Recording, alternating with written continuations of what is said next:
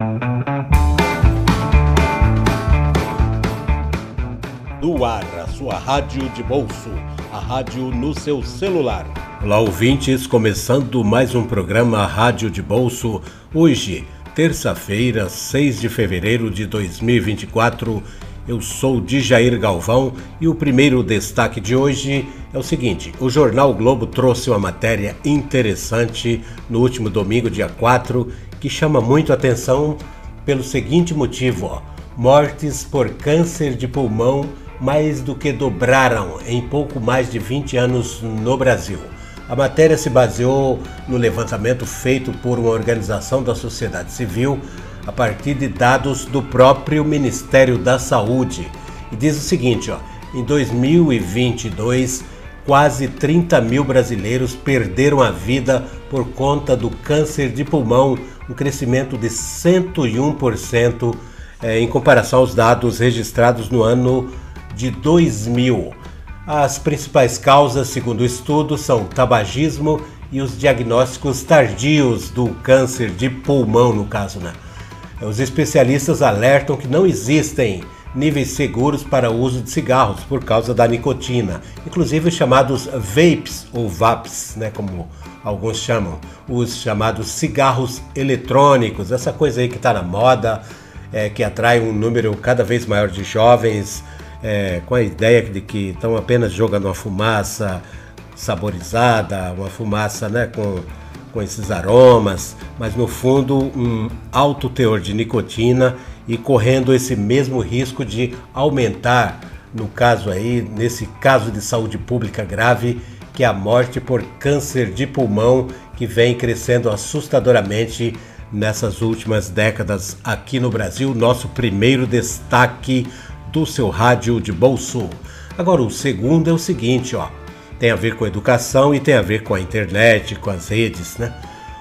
Foi destacado no jornal Folha de São Paulo que as escolas estão aumentando, no caso de São Paulo, proibição do uso de celular em sala de aula, né? Ora, as escolas estão conseguindo fechar acordo junto com os pais, ora apresentam uma proposta pedagógica, né? Tem até assim, na matéria de destaque da Folha, né, que tem escola que fez um plano de mudança de cultura do uso do celular, traduzindo uma forma de bolar uma proibição, né, junto com os pais, junto com a comunidade escolar e, claro, sem consultar os principais, que são os alunos, os principais interessados no assunto, né? Então, aqui no eixo Rio-São Paulo, isso vem pegando bastante, né? Essa tendência, ela segue, na verdade, uma diretriz da Unesco, que é aquele órgão da ONU para a educação, a ciência, a cultura. Desde o ano passado, a Unesco recomenda esse tipo de restrição, e baseado em estudos, em dados muito interessantes, né? Esses estudos da Unesco apontam o seguinte, que o uso de tecnologias da forma como temos hoje na sala de aula está provocando um impacto negativo muito grande no desempenho de estudantes no mundo inteiro. Então a gente tem aí, daqui a pouco eu vou comentar que isso já foi objeto de um podcast do Quem Lê, Quem Escreve, mas eu estou aqui no Rádio de Bolso, né, comentando o assunto, que aqui são vários assuntos emendados um no outro. Enfim, aqui, por exemplo, em São Paulo você teve uma outra medida adotada pelo governo do estado. São milhares de escolas que pertencem ao governo do estado de São Paulo e ele ampliou agora a restrição de acesso de estudantes às redes sociais quando conectados ao Wi-Fi da rede escolar, no caso, né?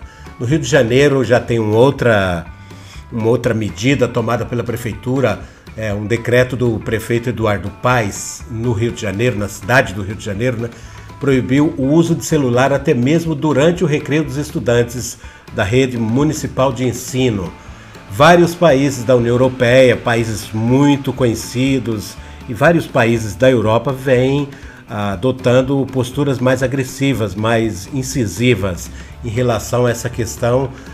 A gente já citou, né, em outras ocasiões, a Finlândia, a Suécia, a Suíça, a França, vem implantando programas de desestímulo ao uso de tecnologias dentro da sala de aula, da forma como se usava, e incentivando inclusive a volta do livro físico, né? porque isso estava praticamente criando uma geração de jovens que estavam praticamente repetindo o conteúdo de uma forma geral e sem contar a desatenção, todas as questões ligadas a isso aí, né? Tem lugares onde houve um banimento mesmo de equipamentos eletrônicos da sala de aula e do colégio como um todo. Claro, não é a idade da pedra, mas usar a tecnologia para estudar determinados conceitos, mas não usar dentro da sala de aula da forma como era usada, né? O celular hoje é um problema muito sério e esse problema ele vem gerando uma polêmica muito grande, essa série de medidas aqui e lá fora, porque tem muitos especialistas que são contrários. Você tem inclusive coisas nos currículos do estado, da prefeitura, né, que estão relacionados ao estudo, ao uso das redes, da tecnologia, e isso ainda vai dar muito pano para mangas, né? Então vamos ver aí como é que as pessoas reagem, mas no fundo o uso massivo do celular dentro da sala de aula já se provou nocivo. Isso acho que é um consenso, né? Mesmo quem adoraria estar com o celular direto, acha também, tem certeza absoluta de que isso não é uma boa, por exemplo, durante a aula o aluno ficar consultando, etc, etc, né? Muito bem, o terceiro assunto do nosso Rádio de Bolso tem a ver com um golpe aí do que rola desde o ano passado, né?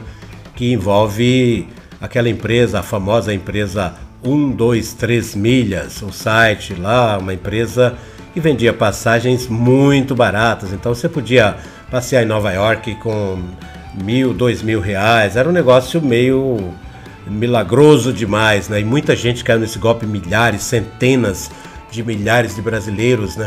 E essa empresa então em agosto de 2023 anunciou que tinha quebrado. Todo mundo tem acompanhado. Deixou milhares, centenas de milhares de clientes na mão, as pessoas chegavam, não tinha passagens, tal.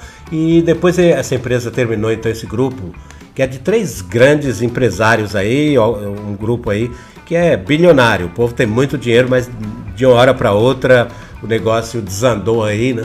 Eles pediram então recuperação judicial, né? De lá para cá, entre idas e vindas, o grupo já foi alvo esses dias aí de uma operação do Ministério Público do Estado de Minas Gerais e teve o seu pedido de recuperação judicial suspenso, porque eles tentaram dar um golpe aí na justiça, né? Lavagem de dinheiro, essas são as acusações, né? Estelionato e lavagem de dinheiro, segundo o Ministério Público de Minas Gerais. Então é um rolo muito grande, um desvio muito grande, aí está uma dívida aí de alguns bilhões de reais, né? Esse assunto já esteve, inclusive, essa empresa, os representantes, eles já foram convocados a se explicar na CPI das pirâmides financeiras lá na Câmara dos Deputados, porque de fato tinha toda a característica de uma pirâmide financeira, né?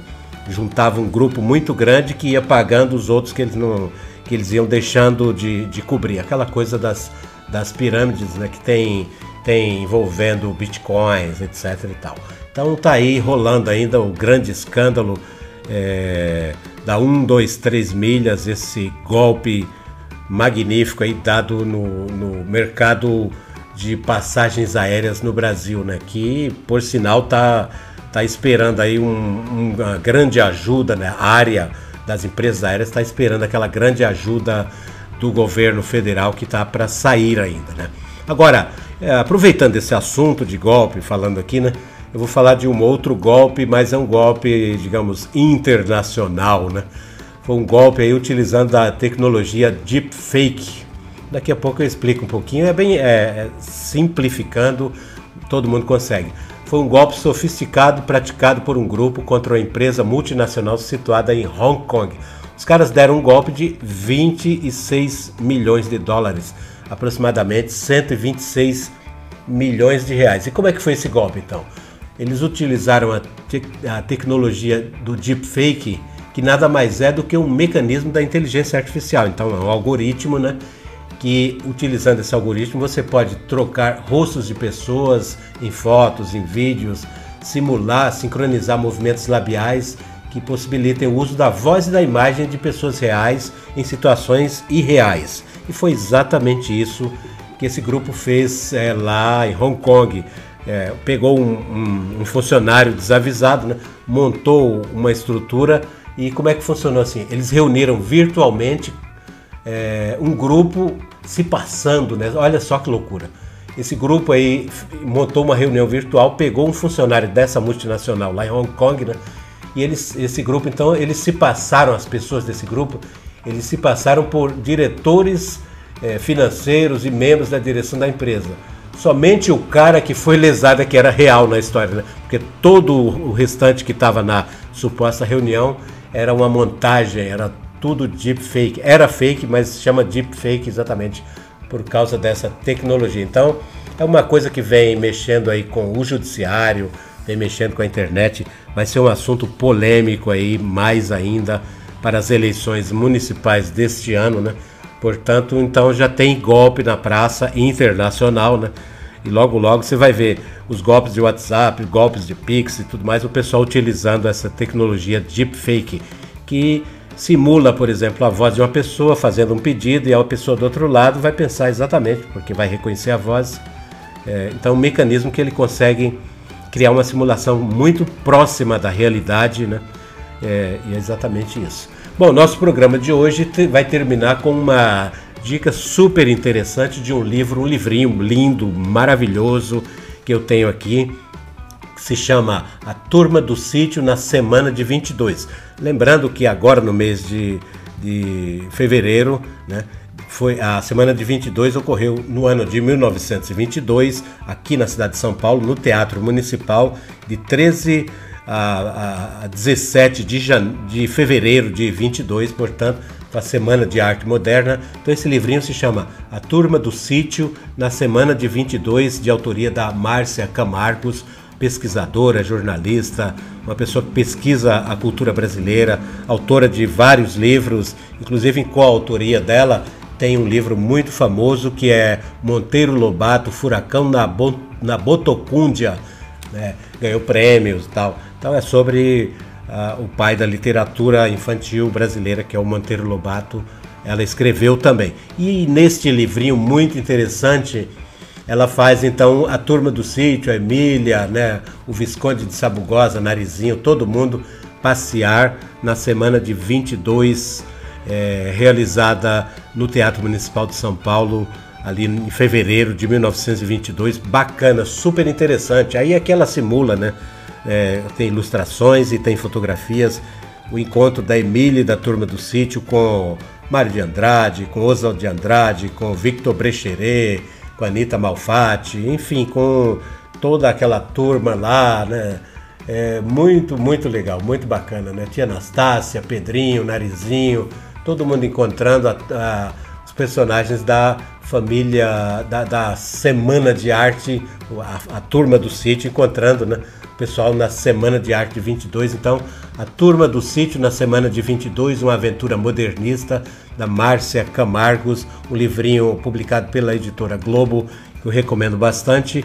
E encerro o nosso Rádio de Bolso de hoje. Um abraço e até o próximo programa.